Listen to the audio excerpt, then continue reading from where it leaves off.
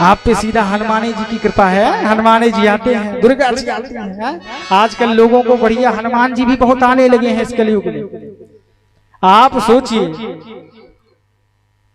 सूर्य कितनी दूर हम आपसे है, इतनी दूर है, फिर भी हम आप सब गर्मी बर्दाश्त नहीं कर पा रहे हैं। और भगवान यदि हमारे आपके शरीर में जिस दिन प्रतिष्ठित हो जाएंगे ना, इस शरीर को तुम्हारे बस की बात नहीं आने। लेकिन आजकल मुझको तो हनुमान जी आते हैं, शंकर जी आते हैं, काली माता आती है। आपको बड़ी मजे की बात बताएं, जहां हम रहते थे वहां एक महिला रहती है। अब महाराज तुम्हारे एक महिला रहती है, अब नई नवेली आई, उसका ब्याह। अब महाराज कुछ महिलाओं की आदत होती है नौटंकी करने की। अब उसका नई ब्याह हुआ, अब वो आई,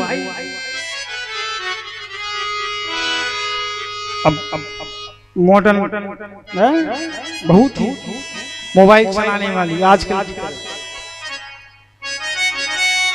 अब वो मोबाइल चलाती थी, दिन भर इंस्टाग्राम पे रील देखती थी, वही करती थी, घर में कुछ काम धाम करती नहीं थी। एक दिन सास ससुर ने उसको डांट दिया। अब जब उन्होंने डांट दिया तो महाराज वो क्रोधित हो गई। रात्रि का समय हुआ, उसने सोचा कोई ऐसा उपाय करे जिससे इन सब की बोलती बंद हो जाए। अब महाराज किया क्या, जैसी शाम की बेला हुई,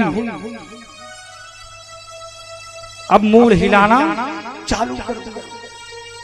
और महाराज जैसे ही हिलाना चालू किया तब तक उसकी सास दौड़ी भागती हुई चली आई। अरे बुढ़िया क्या हुआ? अब वो महाराज विकराल रूप है, बढ़िया बार बार केस वेस एकदम खोल करके, आजकल तो फैशन चल गया लेकिन पहले ऐसा फैशन। अब महाराज केस खोल करके एकदम त्रिजटा राम राक्षसी एका जैसा विशाल रूप बनाया। अच्छा एक चीज उसको नहीं पता था, उसको ये पता था भूत होते हैं, लेकिन उसको ये नहीं पता था कि भूत जिंदे होते हैं या मुर्दे होते हैं। तो उसके जो पड़ोसी थे, अब महाराज जब उसके ससुर आए और ससुर ने मारना प्रारंभ किया तो पता है तो अपने बगल वालों का नाम गिनाने लगी। और जब बगल वालों का नाम गिराने लगी तो ससुर जी बेचारे और दो चार लगाए खींच के। उसने जब दो चार लगा खींच के तो शांत हो गए। उसने कहा क्यों मार रहे हो?